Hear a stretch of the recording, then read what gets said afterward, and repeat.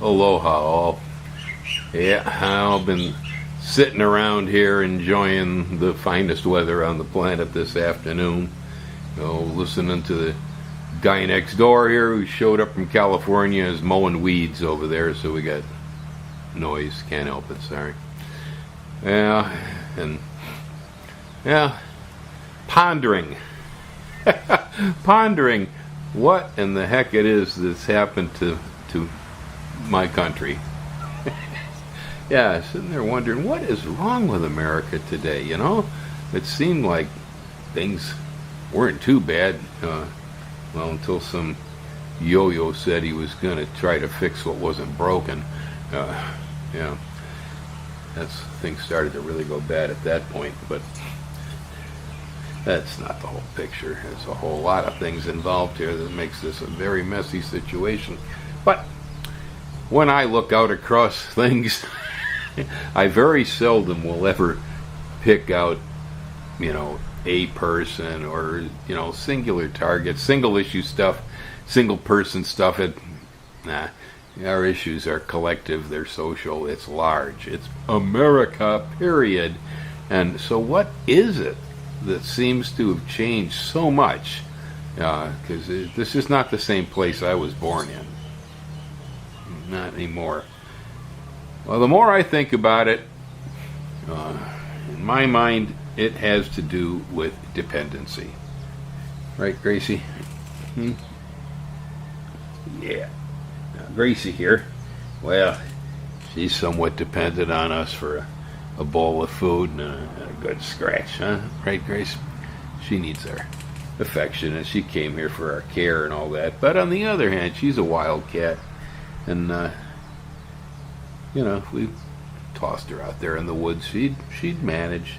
She had been managing, not very well all the time, right, girl? But she had been managing. Yep. So I kind of figured if she had to take care of herself again, she probably would. Our pets are dependent to some extent, more or less, depending. We never let dogs forage in the wild for food, so our dogs are quite dependent on us. Cats, well, cats, since they are working animals on farms and they do mousing and things, they can survive on their own. They're not particularly dependent on human beings. This one sticks around partially for a bowl of food, but I think mostly because she actually likes being with us. Seems pretty clear.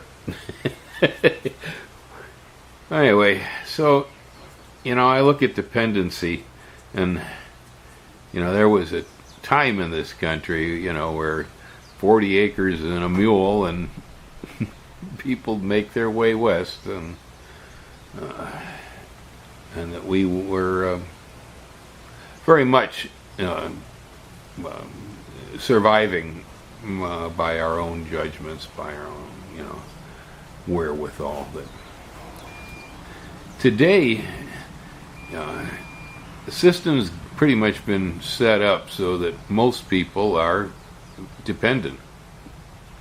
That's maybe we don't think we feel that way, but when you have to go to a corporate entity, in other words, to get a paycheck, okay, and then play by their rules and do what they need you to do, it's a dependency.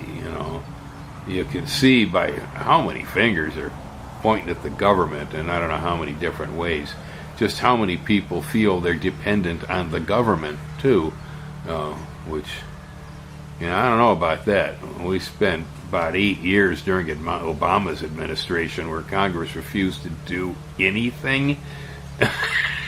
And the country got by all right. It was actually not bad. We recovered from the recession of the Bush days, and at least I was doing fairly good by the time proving that we may live in a democracy that is a country with a rule of laws, and I do believe that's a very important issue, but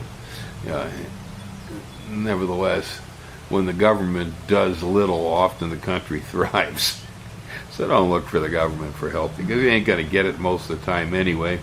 Government's by committee at best, or at name calling over the fence as it is at the moment. Crazy, stupid stuff. Nobody can get anything done. Worthless. They're worthless, basically. So don't count on them. I kind of grew up out of the 60s anti-establishment whole situation there, and demand is at fault here and all that crud. And I did decide that I was too dependent on the systems, and I wanted to live outside of them, and so I went ahead and I did the 40 acres, got myself a sack of corn seed, made a well, built a cabin, put up an outhouse, and did the whole escape from society, basically hippie homestead stuff. I finally realized that wasn't really the way to solve my issues, and so I changed my way of thinking at the time. Realized that in a capitalistic society, by attempting to escape from capitalism and escape from the way we run our economics, was only going to hurt you. It hinders your ability to survive here. And so by learning to be a good capitalist and knowing how to play the game, ensures that you can become self-sufficient within society. So, what does self-sufficiency mean? I'm sure some people that I talk to, viewers out there, their idea of self-sufficiency is, I'm in a place way out lost in the woods over here and, growing enough taro to live on and bananas, and kind of trying to hide out from the whole mess. I kind of understand why they feel that way, but it really doesn't work in the long run. You get tired of it. You're better off joining the group than you are trying to fight against it all. And one of the things that's required for self-sufficiency in America today is the ability to flow cash, and flow cash easily, and be self-generated, because I've talked before about the difference between the consumers and the producers. I have some videos on these subjects, because the producers are the ones that get the benefits of our economy and of our laws. The consumers, they get to take the ride, and they get to do some of the enjoyment, but they don't really pull the kind of benefits that producers do. Producers run the show. They call the shots. They control their destiny and what's happening around them. The rest have to take the ride down the river in the boat. I don't know whether they're working for Microsoft or whoever, it doesn't matter.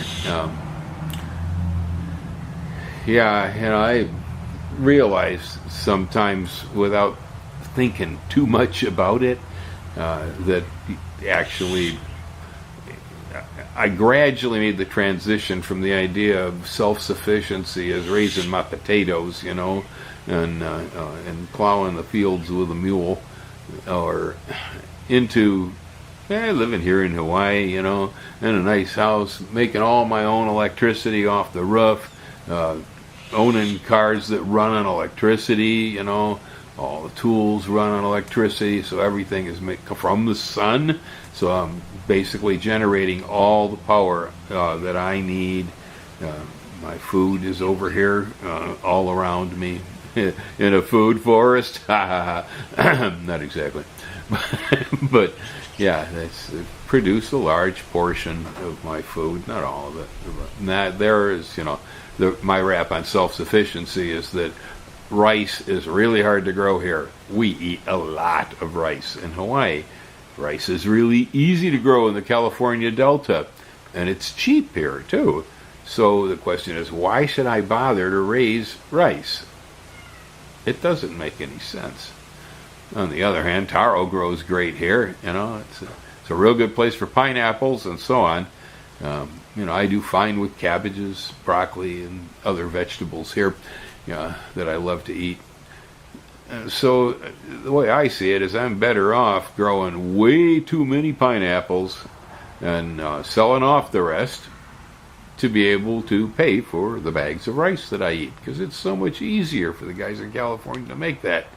it's, yeah. So self-sufficiency, in my mind, doesn't mean being able to produce your basic needs and making your clothes on a loom. I mean, making your clothes on a loom is great. I'm not dissing that idea, right? But man, it takes a lot of time out of your life to do stuff like that.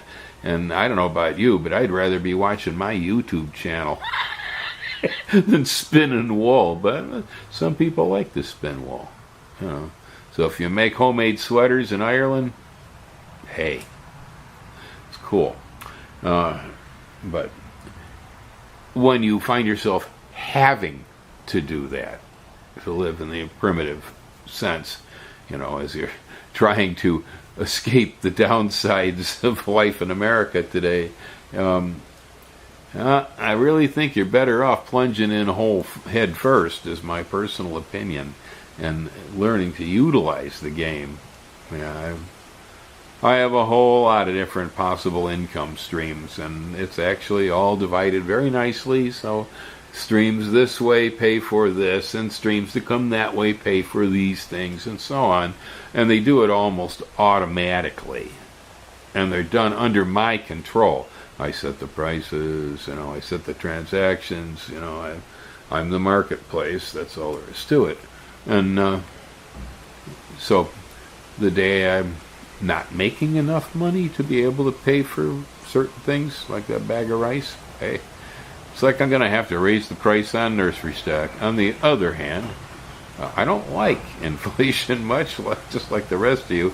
Don't like contributing to it, and as long as I can hang in there, I'll keep everything down.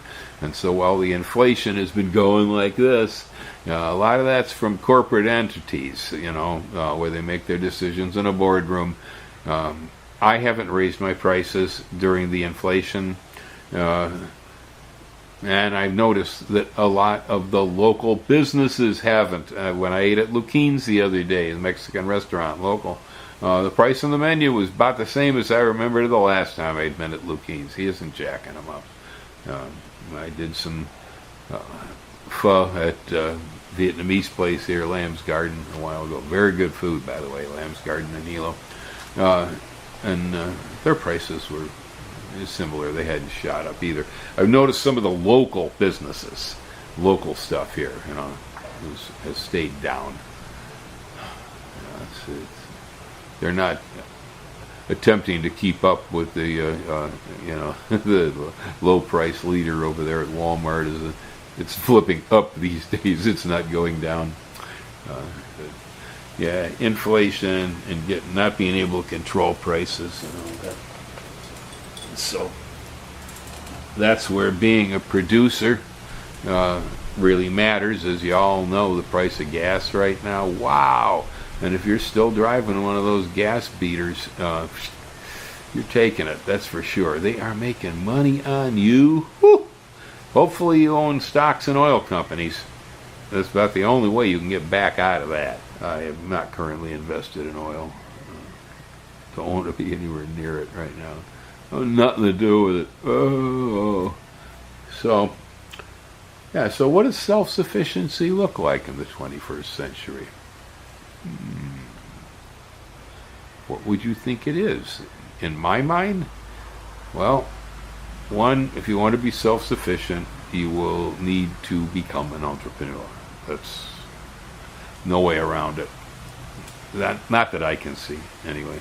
Because the only way you can actually control taxation, it's the only way you get the benefit of the laws in our country and so on, is when you're a producer, and so you're making something, selling something, growing something, having a service. It doesn't really matter what it is. It's all the same pretty much. It's stuff you do for someone else, and so then they're indebted to you, and so they pay you for it, right? That's probably step one. Somewhere in there is directing your life towards figuring out how to do that. Investing, which is a sore subject at the moment due to the crash in the stock market, and even worse on the Bitcoin scene and so on. But nevertheless, there are many different ways of investing and handling it, and so currently, with interest rates going up, we're going to start to see maybe some actually decent interest rates on CDs or on bank accounts or on the safer types of deposits.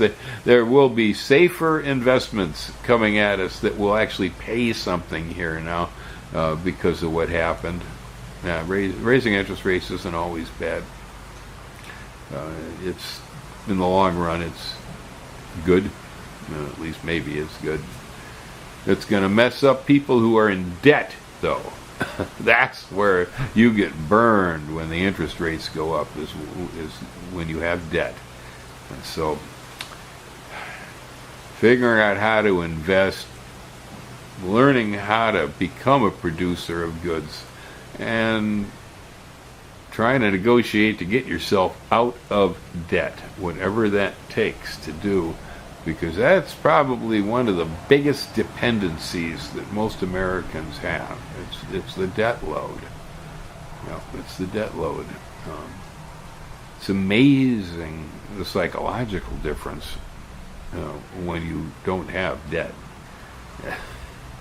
I've never enjoyed the feeling. I've always tried to get out of debt before I got in there, or as rapidly as possible. It was an important aspect in my life as far as where money flows to, and how I navigate things too. Often, much of what we put ourselves in debt over in this country is stupid. Yeah. We're a consumer society, man. It's a lot of sparkly stuff out there, man. It's pink Barbie doll Jeeps and Apple watches and whatever. It's stuff that we can spend a lot of money on that in the long run really doesn't mean anything, hardly at all. So that's, and in the process of trying to remove debt, it's focusing on what expenditures are important and which ones aren't. Yeah, well, in closing, you don't always get what you want, but if you try sometimes, you just might get what you need. I find I do sometimes. Aloha. Y'all hang loose. Later.